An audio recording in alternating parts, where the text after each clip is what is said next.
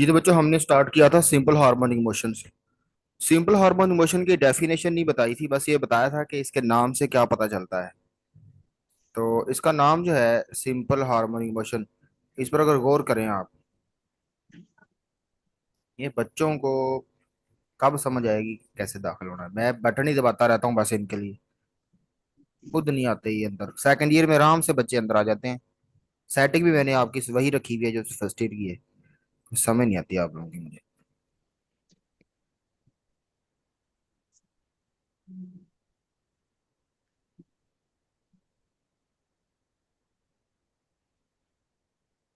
Simple harmonic motion को define करते हैं और इसमें सबसे पहले देखें डेफिनेशन नजर आ रही है। अगर एक वाइब्रेटिंग बॉडी में दो खूबियां हों, कौन कौन सी खूबी?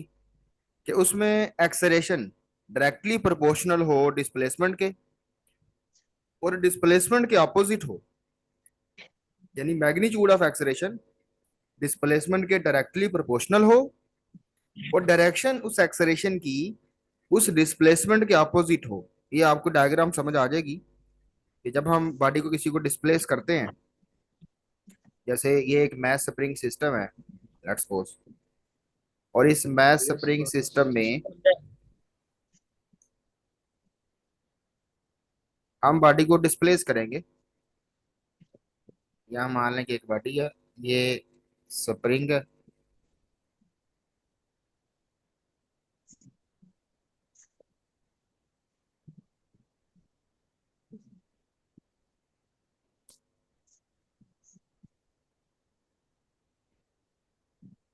और जब इस पर फोर्स लगाई जाएगी, आप अगर फोर्स लगाएंगे इधर को, तो डिस्प्लेसमेंट की डायरेक्शन भी ज़्यादा इधर की होगी, क्योंकि डिस्प्लेसमेंट मीन पोजीशन से अवे होता है। उस लम्हे जब ये बॉडी डिस्प्लेस होकर यहाँ पहुंच जाएगी, यहाँ तक, और ये डिस्प्लेस हो गए इस एक्सट्रीम पोजीशन तक आ जाएगी, तब इसके अंदर जो बदले की फोर्स पैदा होगी, रीस्टोरिंग फोर्स, वो क्योंकि अपोजिट होती है और वो हमेशा towards a mean position होती है, आपको पता होगा। लास्ट टाइम यही तो बताया था कि रीस्टोरिंग फोर्स हमेशा बॉडी को रीस्टोर करती है, और वो towards a mean position होती है। चेक करें, ये फोर्स की डायरेक्शन होगी, और रीस्टोरिंग फोर्स असल में सिस्टम की फोर्स है।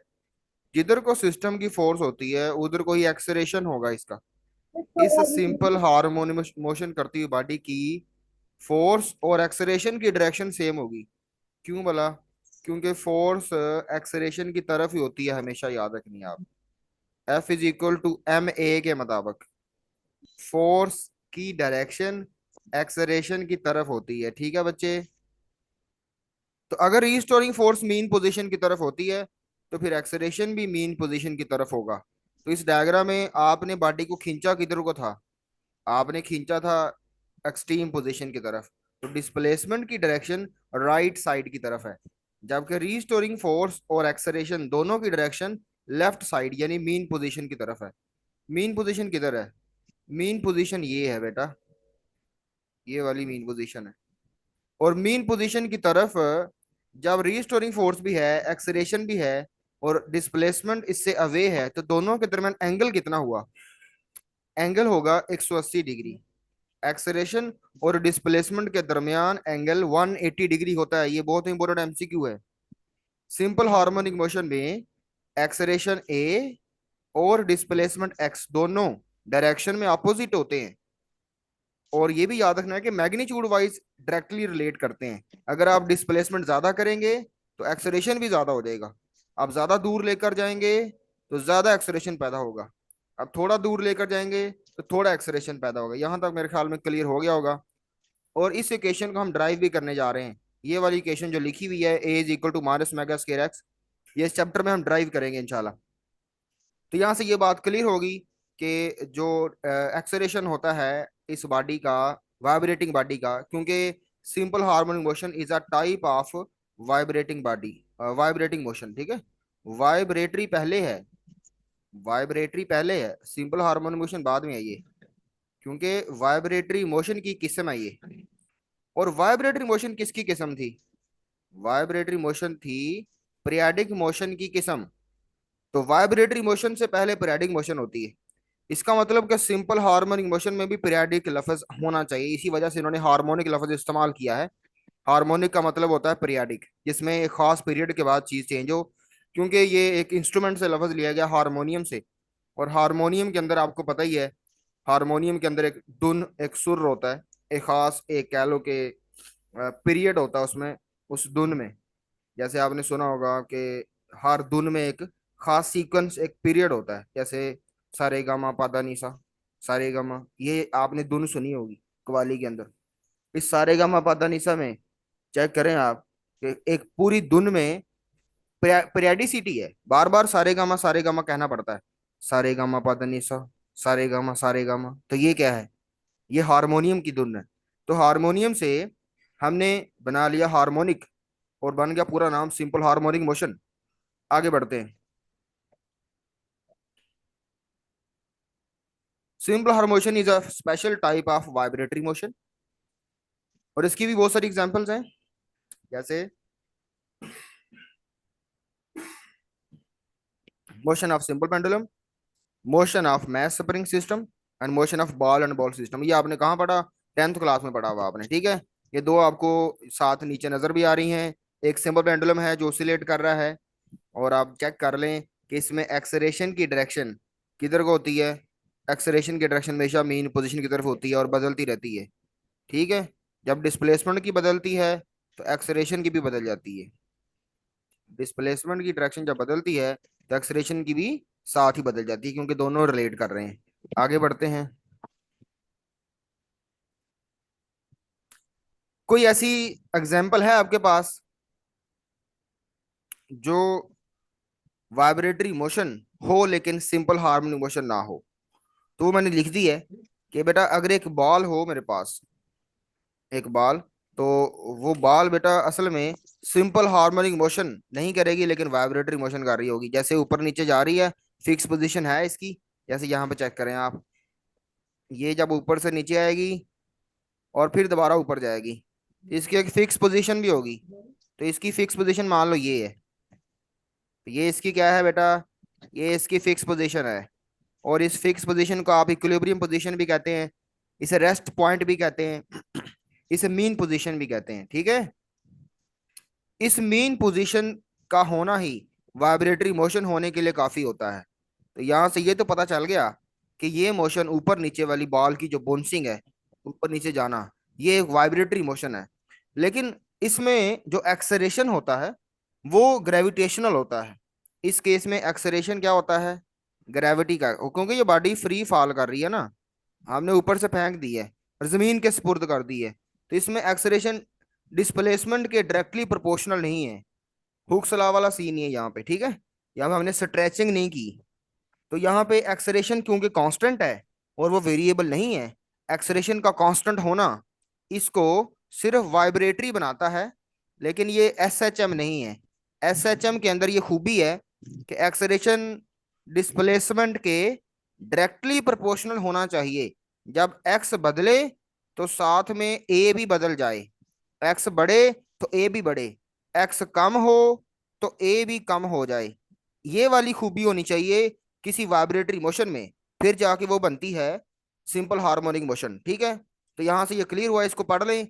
एक एग्जांपल वाइब्रेटरी मोशन की, ये देखें मैं रेड से करता हूँ। एक an example of vibratory motion that is not simple harmonic motion, वो है एक बॉल जो बाउंस कर रही है after being dropped from a height. हमने ड्रॉप की है बेटा, हमने सिर्फ ऊपर से ड्रॉप की है, थ्रो नहीं की। इनिशियली कोई वेलोसिटी नहीं दिया आपने, बस फेंक दें, जमीन के स्पुर्द कर दें आप उसे, तो जमीन उसे ग्रेविटेशनल एक्सलेरेशन दे देगी और ऊपर नीचे आती जाएगी बॉल। अगर तो आप इसे आइडियल केस मान लें फिर तो इनिशियल हाइट कवर हो जाएगी, लेकिन अगर आप प्रैक्टिकली देखें तो इनिशियल हाइट चलें कवर नहीं होगी, वो अलग मामला है कि ये इन इलास्टिक कोलिजन की वजह से होगा, ड्यू टू एनर्जी लॉसेस। लेकिन ऊपर नीचे तो जाएगी ना। तो ये दिस इज बिकॉज, वजह ये है the restoring force in this case is constant.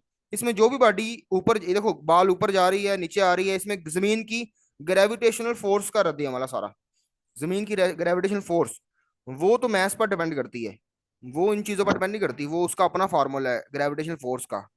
उसका फार्मूला ये है, F is equal to capital G M1 M2 over R square. तो बेटा ये ग्रेविटेशनल फोर्स का इससे इसके डिस्प्लेसमेंट से कोई लेना देना नहीं है। वो डिपेंड करती है मैसेज पर, और जो डिस्टेंस है जमीन का और इस बॉल के सेंटर का। तो वो तो आपको पता है कि वो सारी चीजें यहाँ पे सब कुछ कांस्टेंट ही है। तो मैं अब इसको रेज करता हूँ और अब इसे आप रीड कीजिएगा। ये सवाल भी आपका क्लियर हो गया कि ये एक ऐसी वाइब्रेटरी मोशन है जो सिर्फ वाइब्रेटरी और पीरियाडिक तो है, लेकिन ये सिंपल हार्मोनिक मोशन नहीं है। तो अब आपको वो तीनों चीजें क्लियर होगी होंगी कि एक पीरियाडिक मोशन जरूरी नहीं कि वाइब्रेटरी हो, और एक वाइब्रेटरी मोशन जरूरी नहीं कि सिंपल हार्मोनिक मोशन हो। लेकिन एक सिंपल हार्मोनिक मोशन हर सूरत वाइब्रेटरी होती है, और अगर वो वाइब्रेटरी है तो वो हर सूरत पीरियाडिक भी होती है, क्योंकि वाइब्रेटरी मोशन पीरियाडिक से निकली है और simple harmonic motion vibratory motion से निकली है। तो फिर ये बताएं कि ये जो सिंपल हार्मोनिक मोशन है, इसका पापा कौन है? इसका पापा वाइब्रेटरी मोशन है। और वाइब्रेटरी मोशन का पापा कौन है? उसका पापा तो पीरियाडिक मोशन है। तो फिर सिंपल हार्मोनिक मोशन का दादा कौन हुआ? भाई पीरियाडिक मोशन हुआ ना। तो आगे बढ़ते हैं अब।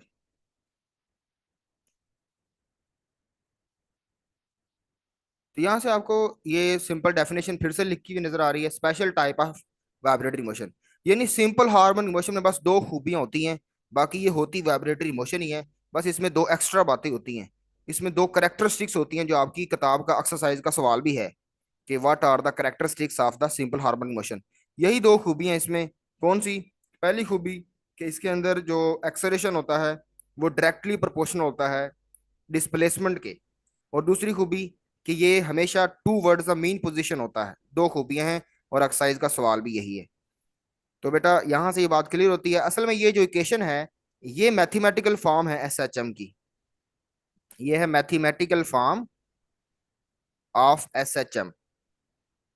अगर कहीं भी ये इक्वेशन आपको मिल जाए या आप इसे प्रूव कर लें, तो इसका मतलब ये होता है कि आपने उस एग्जाम्पल को, उस मोशन को एसएचएम साबित कर दिया है। तो कल को अगर हमें कोई कहता है इस चैप्टर में, जैसे होगा ना, होगा कुछ आर्टिकल्स में कि आप ये फलां फलां मोशन को एसएचएम साबित करें, तो हम ये वाली इक्वेशन साबित कर देंगे। ये वाली इक्वेशन साबित करने के बाद ये साबित हो जाएगा कि वो वाली मोशन जो भी अंडर स्टडी है वो एसएचएम कर रही है। ठीक है बच्चों।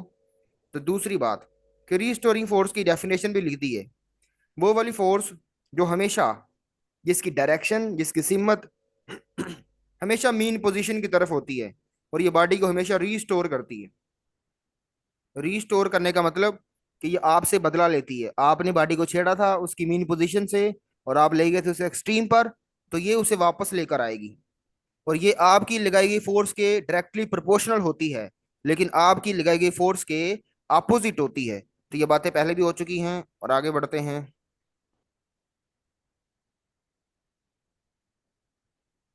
तो इस डायग्राम में आपको नजर आ रहा है कि किस तरह से ऑसिलेटरी मोशन हो रही है। मैस स्प्रिंग सिस्टम ऊपर नीचे ऑसिलेट कर रहा है अपनी फिक्स पोजीशन के अबाउट। इसकी फिक्स पोजीशन नजर आ रही होगी, और साथ आपको इसका ग्राफ नजर आ रहा होगा। ये वाला ग्राफ साइन ग्राफ कहलाता है। इस पर नेक्स्ट आर्टिकल्स में बात होनी है।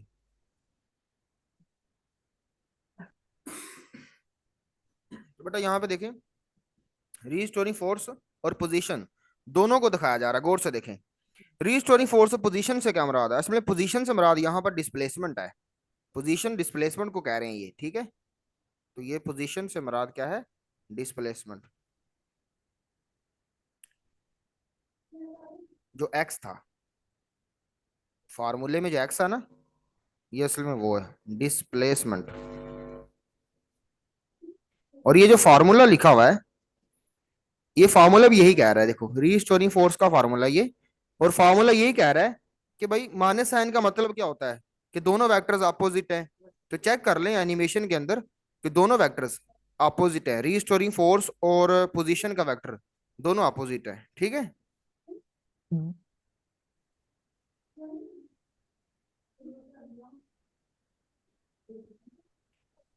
अब देख लें, जैसे बॉडी ये मेन पोजीशन पर आती है रीस्टोरिंग फोर्स जीरो हो जाती है, लेकिन डायरेक्शन भी अपनी चेंज करती है। बॉडी जैसे रीस्टोरिंग फोर्स, ये बॉडी मेन पोजीशन पर आई, रीस्टोरिंग फोर्स फौरन जीरो होगी। रीस्टोरिंग फोर्स का जो रेड वेक्टर है उसे गौर से देखें, वो छोटा बड़ा हो रहा है। और चेक करें कि वो कब छोटा होता है और कब बड़ा होता है। दोनों एक साथ छोटे बड़े हो रहे हैं, क्योंकि दोनों डायरेक्टली प्रोपोर्शनल हैं। एक्स की वैल्यू बढ़े तो रीस्टोरिंग फोर्स बढ़ती है, ये हुक्स लॉ ने बताया था। और इन दोनों को गौर से देख के बताएं कि दोनों में एंगल कितना है, रीस्टोरिंग फोर्स में और डिस्प्लेसमेंट में एंगल कितना है, 180 डिग्री। ठीक है बच्चों, आगे देखें आप। अब पेपर में बहुत दफा सवाल आ चुका है कि कंडीशंस क्या हैं, सिंपल हार्मोनिक मोशन अगर आपने परफॉर्म करवानी है तो क्या शराइत पूरी करनी पड़ेंगी आपको।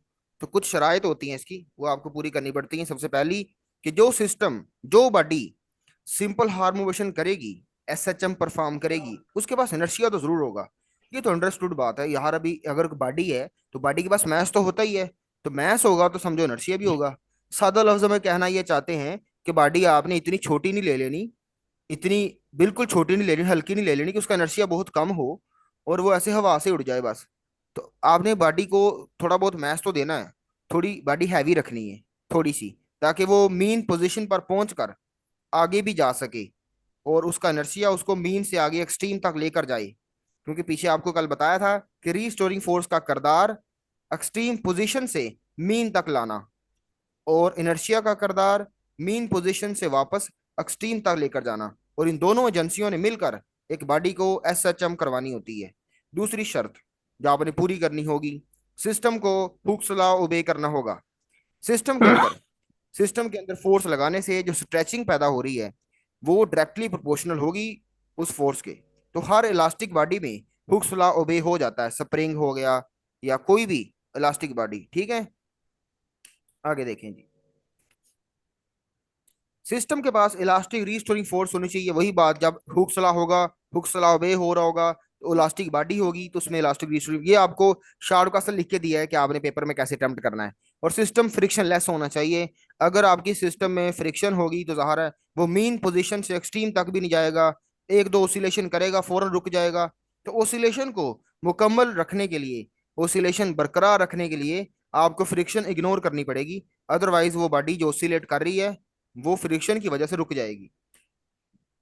हुक्स लॉ की स्टेटमेंट, हालांकि हुक्स लॉ को पहले बयान किया जा चुका है, लेकिन आपके शॉर्ट क्वेश्चन पेपर में कैसे लिखना है इसके लिए हुक्स लॉ की स्टेटमेंट यहाँ पे लिखी जा रही है। हुक्स लॉ के मुताबिक आपने इलास्टिक लिमिट के अंदर अंदर रह के जो फोर्स लगाई थी, अप्लाई की थी, वही फोर्स क्योंकि रीस्टोरिंग फोर्स को पैदा करेगी, तो वो रीस्टोरिंग फोर्स असल में डायरेक्टली प्रोपोर्शनल होगी डिस्प्लेसमेंट के। जितना आप बॉडी को डिस्प्लेस करोगे, जितना ज्यादा खींचोगे, उतनी ही ज्यादा उसके अंदर फोर्स पैदा होती है। कम खींचोगे तो कम फोर्स पैदा होगी। जैसे वो दरवाजे की मिसाल दी थी, बैंक वाला दरवाजा, जिसको आप खोलते हो, थोड़ा ज्यादा खोल देते हो तो वो दरवाजा ज्यादा तेजी से बंद होता है, आस्था खोलते हो तो आस्था से बंद होता है। क्योंकि जब तेजी से ज्यादा जोर से खोलते हो तो उस लम्हे आप ज्यादा स्ट्रेचिंग करते हो उस स्प्रिंग के अंदर जो ऊपर लगा होता है दरवाजे के ऊपर, जिसके अंदर एनर्जी स्टोर होती है। ठीक है, मैथमेटिकल फार्मूला इसका मैं ऊपर भी लिख चुका हूँ, फिर बता रहा हूँ कि ये एफ इज इक्वल टू के एक्स। आप इसे माइनस के एक्स भी कह सकते हैं। माइनस का मतलब यहाँ पे ये है कि एक्स और एफ दोनों अपोजिट हैं, और एफ से मुराद यहाँ फोर्स है जो न्यूटन में मापी जाएगी, और के से मुराद यहाँ स्प्रिंग कांस्टेंट है। पेपर में बहुत सारे सवाल स्प्रिंग कांस्टेंट के बारे में पूछे जाते हैं, जिसके बारे में नेक्स्ट स्लाइड्स आने वाली हैं। आगे एक्स से मुराद यहाँ एक्सटेंशन है, और एक्सटेंशन का यूनिट मीटर होगा। एक्सटेंशन को आप स्ट्रेचिंग कह लें, एक्सटेंशन कह लें, इलोंगेशन कह लें, कोई भी नाम दे सकते हैं आप। हुक्स लॉ की फीलिंग लेने के लिए आपको इस डायग्राम को देना देखना पड़ेगा। ऊपर चेक करें, जैसे जैसे वो मैस खींचता है चलता है, उसकी डेल्टा एक्स की वैल्यू यानी डिस्प्लेसमेंट की वैल्यू बढ़ती चली जा रही है, वैसे वैसे फोर्स की वैल्यू बढ़ती चली जाए। या ये समझ लें कि जैसे जैसे फोर्स का वेक्टर बड़ा होता जा रहा है, जैसे आप ज्यादा फोर्स लगाते जा रहे हैं, वैसे ही स्ट्रेचिंग भी ज्यादा होती जा रही है। पहले शुरू में फोर्स थोड़ी थी और स्ट्रेचिंग भी कम थी, डेल्टा एक्स था 0 पॉइंट समथिंग, और 0.0.1 0.12 इस तरह बढ़ता चला जाता है, और एंड पे जाके 0.2 हो जाता है। तो 0.0 से शुरू होता है, तो 0.001 0.001 इस तरह से बढ़ते बढ़ते एंड पे 0.2 हो जाता है। इसका मतलब कि ये स्ट्रेचिंग बढ़ रही है। लेकिन किस तरह बढ़ रही है, आपकी फोर्स के साथ लीनियर रिलेशनशिप है इसका। ठीक है, तो हुक्स लॉ का जो ग्राफ होता है उसमें आप फोर्स और एक्सटेंशन को शो करना चाहें, वाई और एक्स एक्सिस के ऊपर शो कर सकते हैं। और यहां पर आपको दिखाया जा रहा है कि हुक्स लॉ सिर्फ और सिर्फ एक लिमिट तक ही ओबे होता है, सिर्फ यहां तक। अब ये जहाँ आपने स्प्रिंग को अगर खींचा तो एक्सटेंशन जो स्प्रिंग के खींचने की वजह से पैदा हो रही है वो एक खास लिमिट तक होगी बस। उसके बाद क्या होगा, फिर बॉडी टूट जाती है। आपने स्प्रिंग को अगर एक ज्यादा फोर्स से खींच दिया और बहुत ज्यादा फोर्स लगा दी और एक हद पार कर दी, इलास्टिक लिमिट जिसे कहते हैं, तो उसके बाद तो आपको पता है बॉडी बेचारी वापस नहीं आएगी। और बॉडी जब अपनी ओरिजिनल हालत को गेन नहीं करती, तो फिर वो बॉडी बेटा हुक्स लॉ को ओबे नहीं करती। उस वक्त आपकी जो फोर्स है वो एक्सटेंशन ज्यादा पैदा करती है, लीनियर रिलेशनशिप कायम नहीं रहता, फिर ज्यादा हो जाता है रेशन, ठीक है। तो आगे वाली जो कर्व है ये वाली, ये कर्व हुक्स लॉ के मुताबिक नहीं है, क्योंकि हुक्स लॉ की कर्व स्ट्रेट होती है ये वाली, ठीक है। सर हुक लॉ का स्टेट का फार्मूला क्या है? अक्सा बेटा, हुक लॉ की स्टेट का फार्मूला क्या मतलब? हुक लॉ की स्टेटमेंट है ना, ये स्टेटमेंट ही और क्या है? हुक्स लॉ की स्टेटमेंट ही सर लिखी है जो मैंने नीचे अकॉर्डिंग टू हुक्स लिखा लॉ। हुआ है, जी क्या कह रही हैं? जो नीचे फार्मूला लिखा हुआ है, जी जी, क्या हुआ इसको? ये हुक्ला का फार्मूला, जी ये बेटा हुक्ला का हुक्स लॉ की फार्मूला है। मैथमेटिकल फॉर्म है। जहां पे नीचे मैथमेटिकली लिखा हुआ है, इसका मतलब क्या है? कि ये हुक्स लॉ का फार्मूला है, ठीक है। आगे देखिए, शाबाश। ठीक है। ग्राफ भी क्लियर हो गया। कोई क्वेश्चन तो नहीं किसी बच्चे का? अभी तक बच्चे ज्वाइन कर रहे हैं, इन पर गुस्सा ही आना, फिर क्या होना फिर मुझे। हर हर स्लाइड के अंदर मैं दो बच्चे एडमिट करता हूँ, दो बच्चे हर स्लाइड में नए आते हैं, पता नहीं कहाँ चले जाते हैं, लीव हो जाते हैं, इनको समझ ही नहीं आ रही बेचारों को। 2 हफ्ते हो गए इनको क्लासेस लेते हुए।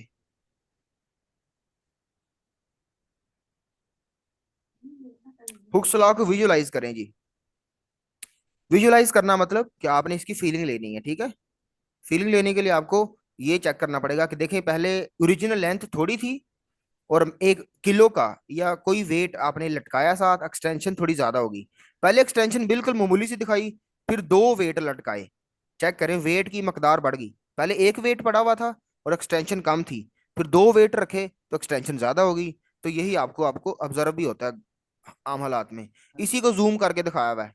अब अगर स्प्रिंग बैलेंस की बात करें, अगर तो वेट आपने लटकाया स्प्रिंग बैलेंस के साथ, उसको मैयर करने के लिए, तो अंदर चेक करें, स्प्रिंग बैलेंस के अंदर स्प्रिंग लगा होता है। उस स्प्रिंग के जो गट्स हैं, वो देखो ऊपर गट्स दिखाए हुए हैं, द गट्स, उसके अंदर गट्स पैदा हुए हैं, वो चेक कर ले। वो थोड़ा सा इलोंगेट हो रहा है स्प्रिंग। जितनी ज्यादा फोर्स लगाओगे, जितना ज्यादा वेट लटकाओगे, उतनी ज्यादा यहाँ इलोंगेशन, एक्सटेंशन पैदा होगी। आगे बढ़ते हैं।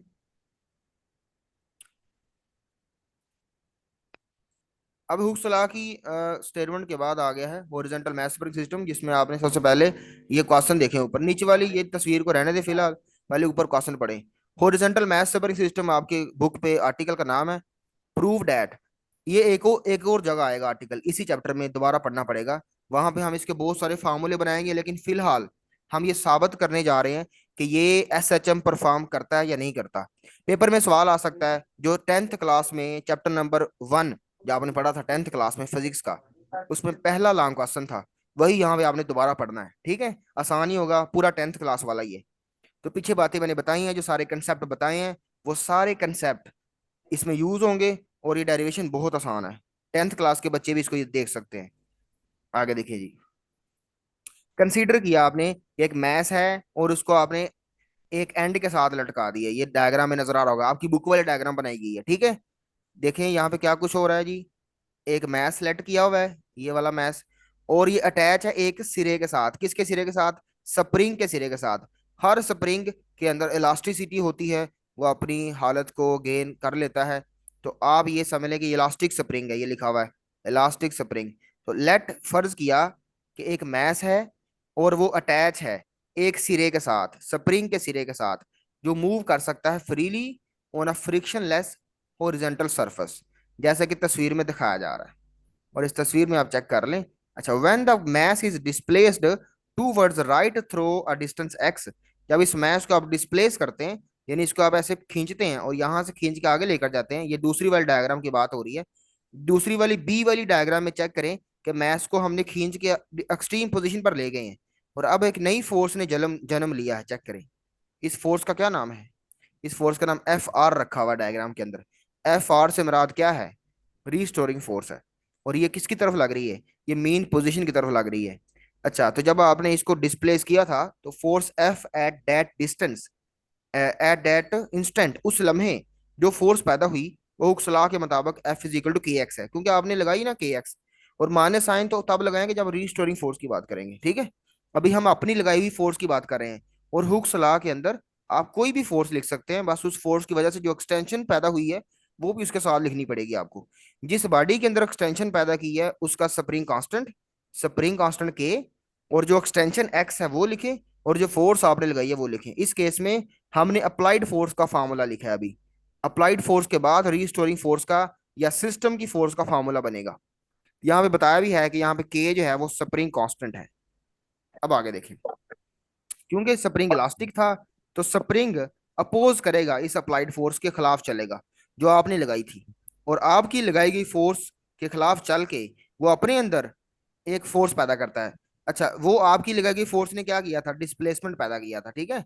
आपकी लगाई गई फोर्स ने प्रोड्यूस किया डिस्प्लेसमेंट, और दिस अपोजिंग फोर्स जो उस स्प्रिंग ने लगानी है आपके खिलाफ टूवर्ड्स द मीन पोजीशन, उसको बुक कहती है रीस्टोरिंग फोर्स।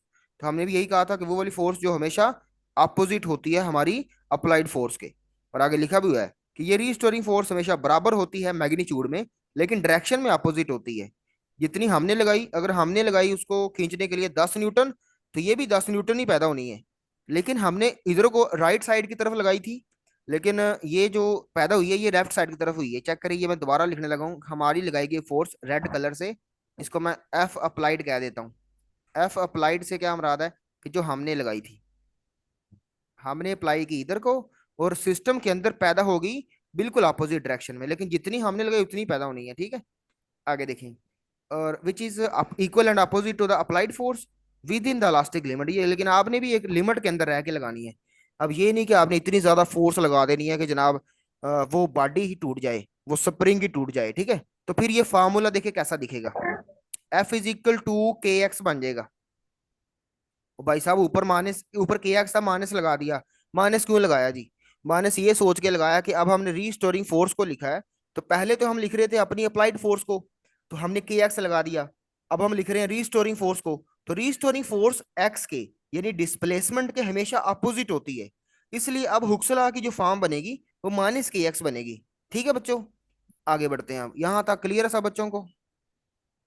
ये बुक वाली पेज, सारा कुछ बुक वाला ही है, आप इसको रीड कर लें, समझो बुक वाली रीडिंग होगी साथ ही।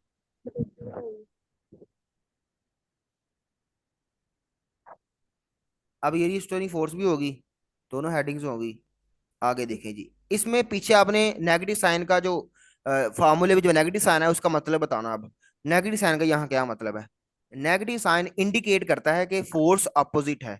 मैं सारा कुछ पहले बता चुका हूँ आपको, और पीछे आपको सारा समझाता रहा हूँ कि यहाँ पे इक्वेशन आई थी जो A is equal to minus omega square X, उसमें माइनस साइन का मतलब ये था कि वो दोनों चीजें लेफ्ट साइड में और राइट साइड में जो दोनों चीजें थी, एक ए था और एक एक्स था, वो दोनों अपोजिट हैं, और ए की जगह अब रीस्टोरिंग फोर्स आ गई है।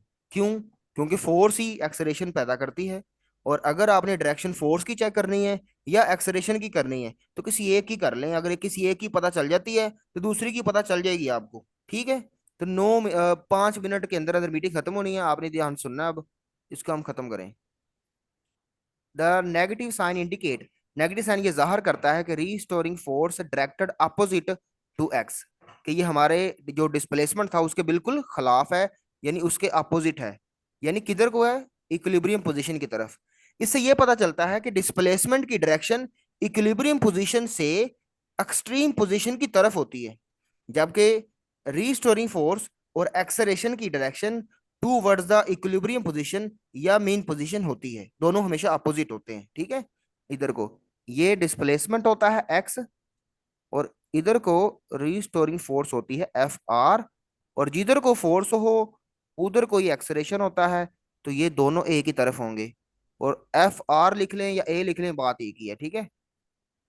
आगे बढ़े, दस वी सी दैट, हमने देखा कि एक सिस्टम जिसमें हुक्स लॉ ओबे हो रहा हो, रीस्टोरिंग फोर्स वहां डायरेक्टली प्रोपोर्शनल होती है डिस्प्लेसमेंट के फ्रॉम इट्स इक्विलिब्रियम पोजीशन। ये बात अब बताइए बुक ने कि वो डिस्प्लेसमेंट जो आपने लेना है वो इक्विलिब्रियम पोजीशन से लेना है, उसकी रेफरेंस लाइन से लेना है। इक्विलिब्रियम पोजीशन से आपने अवे जाना है, इक्विलिब्रियम पोजीशन की तरफ नहीं जाना।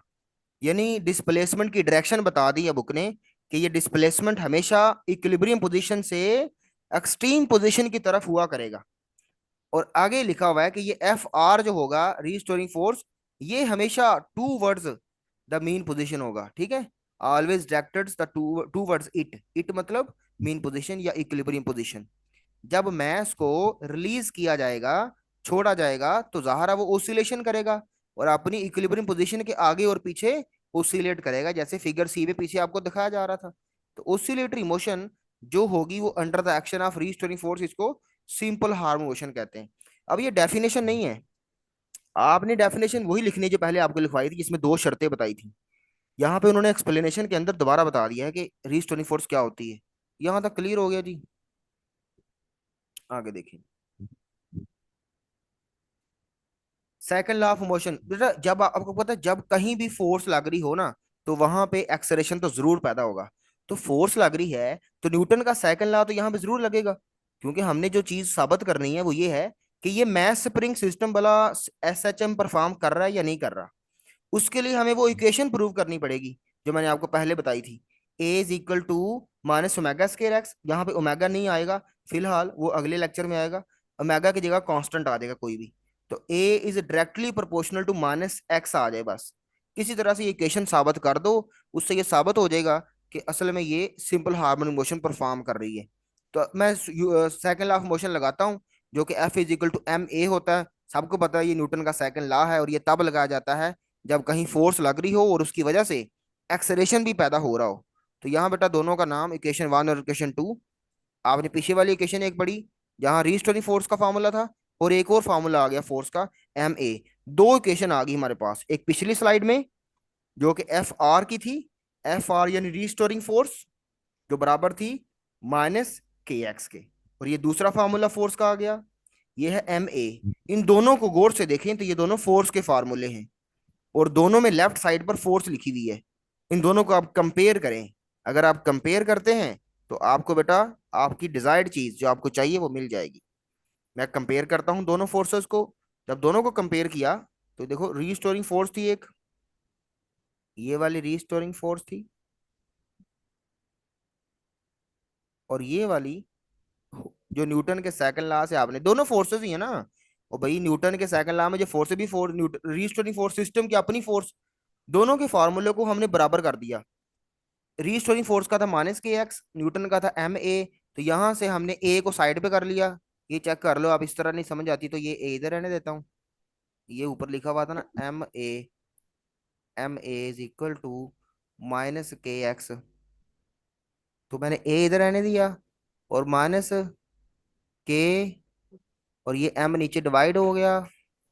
और ये देखें साथ ये एक्स लगा हुआ ऊपर ये वाला, ये तो अपनी जगह पे रहेगा ना। तो यहाँ से एक बराबर आ जाएगा, इसको मजीद खूबसूरती के लिए ए को लेफ्ट साइड की तरफ लिख देता हूँ। तो ए आ जाएगा माइनस के ओवर एम इंटू एक्स। अब गौर से देखें, ये जो चीज है ना ये वाली, ये के स्प्रिंग कांस्टेंट है जिसके बारे में नेक्स्ट स्लाइड्स आने वाली हैं, और m mass of the body है। ये दोनों ही, ये सारी चीजें कांस्टेंट है। अगर ये सब कुछ कांस्टेंट है तो फिर मैं यहाँ पे इस इक्वल के साइन को और कांस्टेंट को दोनों को मिला के प्रोपोर्शनैलिटी का साइन बना सकता हूँ, जो कि बन गया है। इससे ये साबित हुआ कि ये इक्वेशन जब बन जाए ना, इसका मतलब होता है कि वो बॉडी जो अंडर स्टडी है वो दरअसल एसएचएम परफॉर्म कर रही है। ठीक है, अब आगे देखें जी। आगे यही लिखा हुआ है कि हैंस प्रूव्ड, कि ये सब कुछ ये साबित हो गया कि ये एसएचएम परफॉर्म करिए। देखिए गौर से देखें अब, hence proved that motion of horizontal mass spring system is SHM। तो ये लॉन्ग क्वेश्चन अगर आता तो ये खत्म हो गया लॉन्ग क्वेश्चन।